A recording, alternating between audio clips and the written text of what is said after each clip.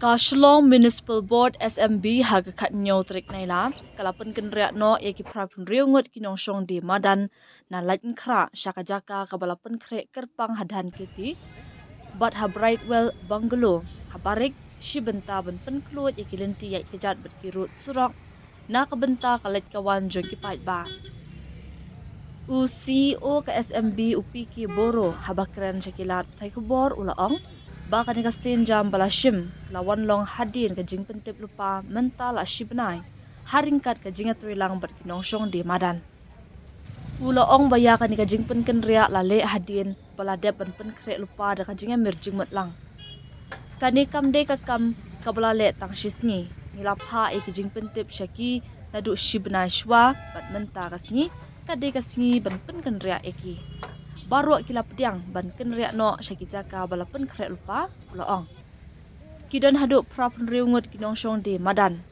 ya kini baru on Pynkynriah syadhan kiti bat brightwell bangalo baru kila ya menjurlang bad ai kajinga trilang bat ni ula benram uboro ulaong ru bana kaliang ka sorkar kala ai ru ya kajinga rap song pisa syabaro nongshong di madan kibasakta na kajing syak Pynkynriah syakiwei pat kijaka habakli halor kajing persyak jong nongshong di madan nakathan jail road uboro ulaong kani kadei la kajong kapang bat kin sa shimkya halor kani kajing No, here too we have got 86 houses.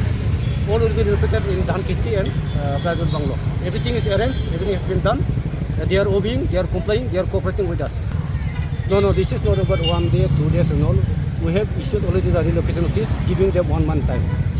And today is the day for their relocation. They have accepted, all accepted. No, that's a different issue.